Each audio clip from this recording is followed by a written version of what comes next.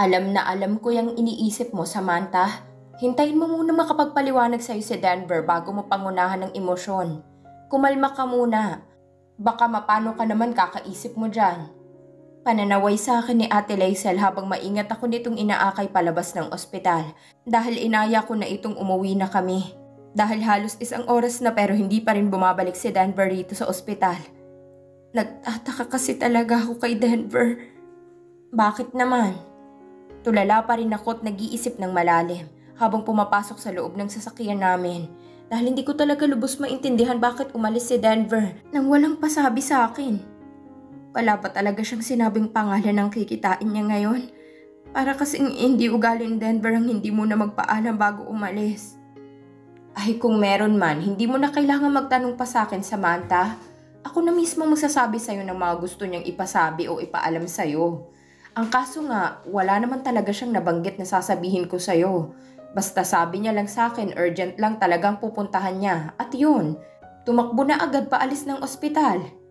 Napatango na lang ako sa sagot sa akin ni Ate Laisel bago ito nagsimulang magmaneho pa uwi sa kondo naming dalawa ni Denver. Napahawi na lamang ako sa aking buhok at ilang ulit na napabuntong hininga dahil sa kakaisip kung saang lupalop ba nagpunta si Denver.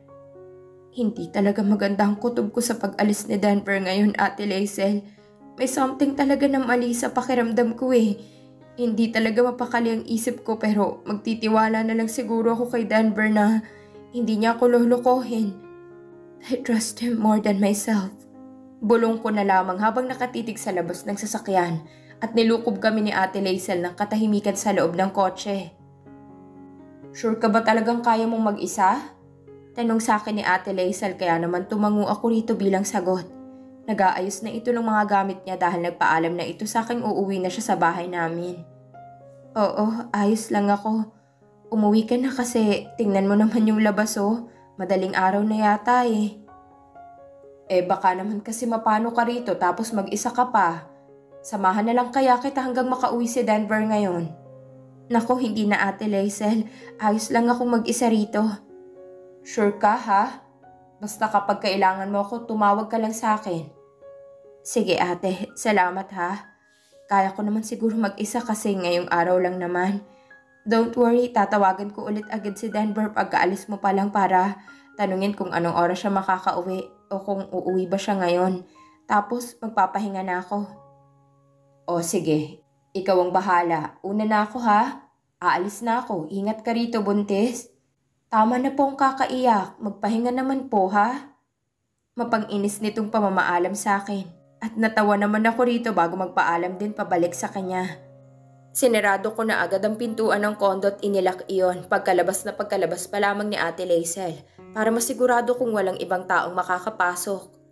Umupo ako sa malambot na sopa at napakagat na lang ako sa kuko ko habang dinadaya ang phone number ni Denver pero ganun pa rin ang sagot nito sa akin. Cannot be reached pa rin si Denver. Ilang oras nang nakalipas magmula nang makauwi kami ni Ate Laisel dito sa kondo pero hanggang ngayon ay wala pa rin si Denver. Madilim na sa labas ng bintana ngunit hindi pa rin ako nakakatanggap ng sagot mula rito. Kahit isang message man lang ay wala pa rin itong pinapadala sa akin. Nararamdaman ko na inaantok na ako at malapit nang pumikit ang mga mata ko pero nilabanan ko ang antok ko dahil gusto kong makitang umuwi si Denver. Nasaan ka ba talaga ngayon, Denver? Nausal ko na lamang habang patuloy na lumalala ang kaba at takot na nararamdaman ko. Dahil hindi ko na talaga alam kung nasan si Denver ngayon at hindi pa ito makontakt o matawagan. Biglang pumasok sa isipan ko si Thorn kaya naman tinawagan ko agad ang number nito. Nagbabaka sakali akong kasama niya si Denver. Thorn! Sa wakas, buti ka pa sumasagot sa tawag ko. Hiyaw ko nang sagutin nito agad ang tawag ko. Tipid pang tumawa sa akin si Thorn dahil sa naging bungad ko rito. Kumusta ka na, Samantha? Bakit ka naman napatawag ngayon? Anong oras na? Hindi pa ba kayo natutulog ni Sir sa Abedra? Ayun na nga eh, kaya ako napatawag sa'yo kasi wala pa rin si Denver hanggang ngayon. Hindi pa umuwi rito sa kondo. Base sa sinabi mo kanina, hindi mo pala kasama si Denver ngayon? Ha? Hindi ba check-up day mo kanina? Nasabi niya kasi sa akin sasamahan ka raw niya sa ospital. Hindi ko alam kung nasan siya. Hindi ko siya kasama ngayon, Samantha. Nalungkot ako sa sagot ni Thorn sa akin at napakagat na lamang sa labi ko dahil naiiyak na naman ako. Hindi ko na talaga mapigilang mapaluha dahil hindi tinupad ni Denver ang pangako niyang hindi siya aalis sa tabi ko. Umalis kasi siya sa ospital kanina. Hindi ko alam kung nasan ba siya ngayon. Cannot be reached ang number niya at hindi sumasagot sa mga text at messages ko kaya nag-aalala na ako. Tulungan mo naman ako please, Thorn. Umiiyak na pakiusap ko kay Thorn dahil hindi ko na talaga alam ang gagawin ko. Para bang masisiraan na ako ng bait kung hindi ko pa rin masisilayan ang mukha ni Denver ngayon sa harapan ko. Relax ka lang, Samantha. I'll try my best para hanapin siya. Tutulungan kita. Hahanapin ko si Sir sa Abedra ngayon. Tatawagan kita kapag nakita ko na siya, okay? Kumalma ka. Magpahinga ka na muna. Paalala sa akin ni Thorn at nagpasalamat muna ako rito bago pinatay ang tawag. Kumuha ako ng malamig na tubig sa ref para pakalmahin ang sarili ko dahil nahihirapan na naman akong huminga. Hindi pa ako natatapos sa pag-inom ng tubig nang biglang tumunog ang cellphone ko. Kaya naman nagmamadali akong bumalik sa living room para tingnan kung mensaheng galing kay Denver ba ito. Napangiti ako nang makita kong may mensahe nang pumasok sa cellphone ko at kaagad ko itong binuksan. Nagbabaka sakaling si Denver yun. At baka nalobat lang ang cellphone nito at nakihiram sa ibang tao. Unti-unting nawala ang ngiti sa mga labi ko. Nang makita kong laman ng mensahe. Isang unregistered number ang nag-send sa akin ng ilang mga pictures na kitang-kita si Denver at Honey ay magkasama. Alam ko ngayon lamang nakuhanan ng mga pictures na ito dahil yun pa rin ang suot na damit ni Denver kanina nang umalis kami para pumunta sa hospital at magpa-check up. Nag-unahan sa pagtulo sa aking mga pisngi ang mga luha ko, kasabay ng pagsikip ng dibdib ko. Sa unang larawan ay makikitang bumababa sa itim niyang sasakyan si Denver. Kasunod nito ang pagpasok nito sa isang luxury hotel na malapit lang sa ospital. Ang huling larawan ang dumurog sa puso ko. Larawan ito ni Denver at Honey na magkahalikan habang nakayakap pa si Honey kay Denver. Naibagsak ko ang aking cellphone habang sumisinghap ng hangin dahil sa nakita kong mga larawan. Napaupo ako sa sopa at hindi ko na napigilan ng humagulhol habang nalilito kung anong dapat kong gawin. Si Denver ba yun? Si Denver ba talagang nasa mga larawan? Hindi. Alam kong hindi niya magagawa yun sa akin. Pero alam na alam kong si Denver ang lalaki sa mga pictures. Nanginginig ang mga kamay ko at para bang mawawalan ako ng ulirat anumang oras dahil sa nag-uumapaw na emosyong nararamdaman ko ngayon. Nagkatotoo nga ang mga nasa panaginip ko. Nagkatotoong iiwanan ako ni Denver para lang kay Honey. Halos takasan ako ng aking katinuan nang marinig ko ng pagbukas at pagsara ng front door ng kondo. Nakatalikod ako sa pintuan at hindi na ako makagalaw pa sa aking kinauupuan habang patuloy na tumutulong mga luha ko. Naninigas na ang buong katawan ko at hindi ko na kaya pang lumingon pa sa gawin ni Denver habang patuloy ang pagluha at paghikbi ko. Bellissima, it's already 1 a.m.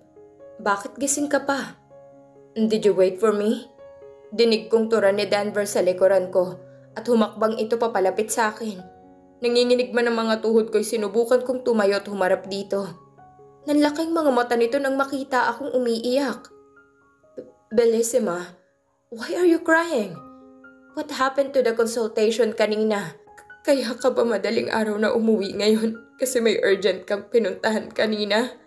Diretsahang tanong ko kay Denver at napalunok ito sa sariling laway niya bago sumagot sa akin. Yes, I did something important to do kaya mas importante pa sa amin ang anak mo. Kaya umalis ka sa ospital kahit hindi ko man lang alam na aalis ka. Hindi ka man lang nagsabi o hindi mo man lang inantay na matapos ang consultation ko kanina. Napipilan si Denver sa mga itinanong ko sa kanya at para bang nag-aalangan itong magsalita para sumagot sa akin. Napakuyom ang mga kamao ko dahil sa galit at sakit na nararamdaman ko. I'm so sorry if hindi ako nakapagpaalam sa'yo kanina, Bellissima. I didn't know na anong oras na pala ako makakauwi. I thought matatapos agad yung pinuntahan ko. Kaya hindi na ako nagpaalam kasi bala ko pa talagang bumalik sa ospital. Sinong kinita mo ngayon? Lumuluhang tanong ko kay Denver at para bang naputol ang dila nito at nahirapang sumagot sa tanong ko. Kitang-kita ko sa mga mata ni Denver na nababahala ito at kinakabahan habang nakatitig lang sa akin. Tuluyan na akong humagulgol dahil hindi ko na alam ang tama sa mali. Alam na alam ko ang itsura ni Denver sa tuwing nahihirapan itong magsinungaling sa akin. Sumagot ka. Sinong kinita mo ngayon? Bakit hindi mo man lang sagutin kung sinong kinita mo ngayon? Sobrang hirap ba ng tanong ko? I can explain, Bellissima. Ang alin? Anong i-explain mo sa akin, Denver? Kung paano kayo palihim na nagkita ni Honey sa hotel kanina? Wala yung struggling in the hospital? Pasigaw na tanong ko kay Denver at gulat na gulat ang mukha nito sa isiniwalat kong impormasyon kung sino ang kasama niya kanina. Kaagad itong lumapit sa akin pero sinampal ko lamang ito sa pisngi niya at tinulak ito palayo habang yumayakap ako sa sarili ko. Para bang nawalan ako ng kakampi sa buhay at bumagsak ang mga pader na pumoprotekta sa akin. Sa katinuan ko, Denver, alam na alam mo kung anong nangyari sa akin dati, hindi ba? Bakit? Bakit mo rin inuulit lahat ng mga naranasan ko? Bakit mo ginagawa lahat ng mga ayaw ko? Humihikbing tanong ko kay Denver at napayuko na lamang ito at nagtaas baba ang balikat niya. Kaya alam kong umiiyak din ito. Pero naubos na ang pasensya ko kay Denver. Naubusan na ako ng simpatya para sa kanya. It's not like that, Bellissima. Please, pakinggan mo muna ang paliwanag ko. Pakinggan? Ano pang dapat kong pakinggan galing sa'yo? May iba pa bang explanation para sa mga pictures na to? Sigaw ko kay Denver at hinampas sa dibdib nito ang cellphone ko. Bumagsak ito sa sahig at nakatitig lamang doon si Denver. Napasabunot ito sa buhok niya habang hindi makapaniwala sa mga pictures na nasa screen ng cellphone ko ngayon. Who sent that to you? I can explain anong nangyari behind that photos, Bellissima. Please listen to me first. Pagmamakaawa ni Denver pero umiling lang ako rito at tinulak ko lamang ito sa dibdib niya nang magtangka itong lumapit sa akin at tiyapusin ako. Tigilan mo na ako, Denver. Hindi mo na ako madadaan pa sa mga lambing at suyo mo. You crossed the line. That's enough. Bellissima, I don't do anything. Ano to, Denver? Anong paliwanag mo rito? Role-playing kayong dalawa ni Honey sa hotel? Iniwan mo ba talaga ako sa ospital para lang makipagkita kay Honey? Ang kapal pa talaga ng mukha mong magsinungaling kay Ate Laisel na may urgent kang kailangang gawin. Hindi ka na ba nahiya? Honey's been blackmailing me, Bellissima. She said if I won't ever show off to that hotel, she will kill herself right away. So you chose to kill me slowly? You chose Honey over me. Nakatitig sa mga mata niyang sabi ko. At umiiling-iling ito habang lumuluha na para bang walang katotohanan ng sinasabi ko. Ayoko man makitang umiiyak si Denver pero nasasaktan din ako sa ginawa nitong panluloko sa akin ngayon. Hindi ko ito kayang patawarin. Hindi ko kaya. Niloloko mo pala ako. Totoo pala talagang pinagmumukha mo kung tanga sa harapan ng pamilya mo. Gago ka. Ginagago mo lang din ako. Alam na alam mo kung paano ako gaguhin. Hiyaw ko kay Denver at pinilit nitong hawakan ang mga kamay ko, kaya hindi na ako nakakalas pa. Humagulgol ako habang nagpupumilit na kumalas sa mga hawak nito. Bellissima, pag-usapan naman natin to. Hindi ganun ang nangyari. Hindi kita ginagago. Kumalma ka muna. Bellissima, parang awa mo na. Baka anong mangyari sa inyo ni baby. Kumalma? Ako? Iniisip mo ba ako at ang anak natin kanina bago ka makipagkita kay Honey? Ano bang meron kay Honey at gustong gusto mo siya? Bakit hindi mo siya kayang maiwanan? Mahal mo pa ba siya? Pasigaw na tanong ko kay Denver at gigil kong sinabunutan ng sarili ko dahil ayoko nang saktan pa si Denver dahil mas dumudoble lamang ang sakit nito para sa akin. Para akong mababaliw sa sakit habang nasa harapan ko si Denver. Hindi ko alam na darating ang araw na mas pipiliin kung hindi makita ang mukha ni Denver sa harapan ko dahil nasasaktan lang ako tuwing tumitingin ako sa mga mata nito. Aalis na lang ako. Gusto ko na munang umuwi sa amin. Uuwi muna ako ngayon. Yumuyo ko at sumusukong sabi ko. Kaya inabot na naman ni Denver ang mga kamay ko at inilagay ang mga ito sa mga pisngi niya at hinalikan nito ang mga palad ko.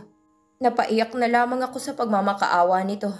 Umiiling-iling ito habang pinipigilan ng mga hikbi niya at nagsimulang magmakaawa sa akin. Bellissima, please, let me explain myself. Wag mo naman akong iwan ng ganito. I cannot live without you. Please, wag ka namang umalis. Ayusin natin to. Please? Malambing na pakiusap ni Denver sa akin pero umiling lang ako rito dahil desidido na akong umalis. Kahit nasabihin kong napapangunahan na ako ng emosyon ko ngayon, ay hindi ko talaga kayang iisang tabi lamang ito. Pinaglalaroan ako ni Denver. Pinaglalaroan ni Denver ang mga nararamdaman ko. Traitor ka, Denver. Trinator mo lang din ako katulad nilang lahat. Wala kang pinagkaiba sa kanila. Manluloko ka lang din. Inulit mo lang lahat. Pero mas tinoble mo pa yung sakit sa akin. Humahagulgol na turan ko habang pumipigla sa mahigpit na yakap ni Denver sa akin. Uuwi na ako. Please. Hayaan mo na muna ako ngayon, Denver.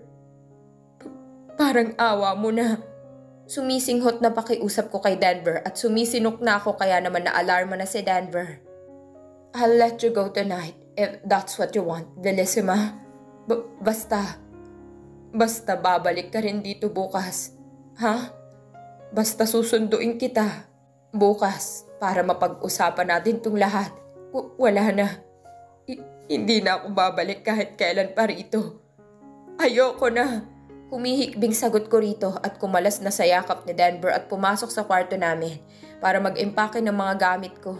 Sumisinok na ako at humahagulgol habang binubuksan ng maleta ko at isa-isa kong tinanggal sa mga hanger ang mga damit ko habang pinipigilan ako ni Denver na gawin yon. Bellissima, teka lang. Wag naman ganito. Don't do this to me, please. I'm begging you. Ako ba? Inisip mo kanina, Denver? Inisip mo ba kung anong mararamdaman ko bago ka nagdesisyong makipagkita kay Honey kanina? Hindi naman, diba? Uuwi na lang ako sa amin. Mababaliw lang ako kapag nagtagal pa ako rito at kasama pa kita. Kahit na ang gulo pa ng mga gamit na nailagay ko sa aking maleta ay isinara ko na ito at binuhat palabas ng kwarto namin ni Denver dahil gusto ko nang makaalis dito sa kondo. Bellissima naman. Ayoko. Hindi ka aalis ngayon. Don't leave me, please. Humihikbing turan ni Denver sa akin habang yumaya po sa akin upang pigilan akong buksan ang front door ng kondo. Hayaan mo muna ako. Uuwi na muna ako sa bahay, Denver. Seryoso't desididong sabi ko pero hindi pa rin bumibitaw si Denver sa akin. At panay iling lang ito kaya naman pinilit ko nang kumawala sa yakap nito at mabilis na binuksan ang pintuan. Sakto namang tumigil at bumukas ang elevator sa mismong floor namin. Kaya naman pumasok agad ako roon. Pero sumama pa rin si Denver sa akin sa loob ng elevator. Look at me, please. Tumalikod na ako kay Denver dahil nararamdaman ko ang pagkirot ng tiyan ko. Mabilis akong umalis sa elevator pagkababa pa lamang nito sa first floor. At para bang tinadhanang makaalis ako ngayong madaling araw dito sa kondo dahil may nakahintong taxi sa harapan nito. Mas makakasama lang sa baby ko kung magtatagal pa ako ngayon dito sa kondo dahil mababaliw na talaga ako. Hindi na tinatanggap ng utak kong kahit anumang paliwanag ni Denver sa akin dahil nagsasara na ito para sa kanya. Ang tanging nasa isip ko na lang ay ang pagiging traitor nito sa akin at ang panluloko niya sa akin. Bellissima, please, open the door. Pag-usapan muna natin to. Don't leave me, Bellissima. Sigaw ni Denver sa labas ng taxi pero sinenyasan ko ng taxi driver na umandar na dahil ayaw ko nang makipag-usap dito. Iyak lamang ako ng iyak sa loob ng sasakyan habang umaandar ito matapos kong sabihin ang address ng pupuntahan ko. Habang nakayakap ako sa aking sarili, hindi ko na alam ang gagawin ko. Hindi ko alam kung kaya ko ba talagang wala si Denver sa tabi ko. Pero talagang nasasaktan at nahihirapan ako ngayon sa ginawa nitong panluloko sa akin. Hindi ko lubos na matanggap na ginawa sa akin ni Denver yon. Mas maiwawala ko lamang ang aking sarili kung makikinig pa ako sa eksplanasyon ni Denver sa akin, na alam ko namang puro kasinungalingan na lamang. Sandali lang po, sigaw ni Ate Laisel mula sa loob ng bahay namin. Patuloy lamang ako sa pagpindot ng doorbell sa gilid ng gate namin habang humahagulgol ako. Kailangan ko sila ate ngayon. Kailangan ko ang pamilya ko ngayon. Babaliw na talaga ako kung wala akong magiging kasama ngayon. Madaling araw na kumakatok ka pa ha? Sino ka ba't hindi rin makapaghintay na mapagbuksan ng gate? Samantha? Bakit ka nandito? Madaling araw na. Bakit ka umiiyak? Gulat at sunod-sunod na tura ni Ate Liza sa akin. Matapos akong sumugod dito payakap sa kanya dahil kailangan ko ng yapos nito. Sinara ni Ate Liza lang gate namin at saka ako nito inakay papasok sa loob ng bahay. Habang humahagulgol ako sa balikat nito. Dahil hindi ko na kaya pang pigilan ng mga luha at hikbi ko dahil sa kusa itong lumalabas sa akin. Anong nangyari sa'yo, bunso? Bakit ka umiiyak? May nangyari ba kay Denver? May nangyari ba sa'yo? Sa inyo? Natatarantang tanong ni Ate Liza sa akin habang inaalu ako nito. Nang makapasok sa bahay namin ay pinaupo ako nito sa sopa namin sa may sala. Napatayo sila mama at papa nang makita nila akong pumapasok sa pintuan namin. Nagtataka man ako ngayon dahil gising pa sila kahit madaling araw na. Ay hindi ko na ito tinanong pa. Tumakbo papuntang kusina si Ate Lizel para siguro kumuha ng isang basong tubig na ipapainom sa akin. Dahil panay sinok na ako at nahihirapan ng huminga.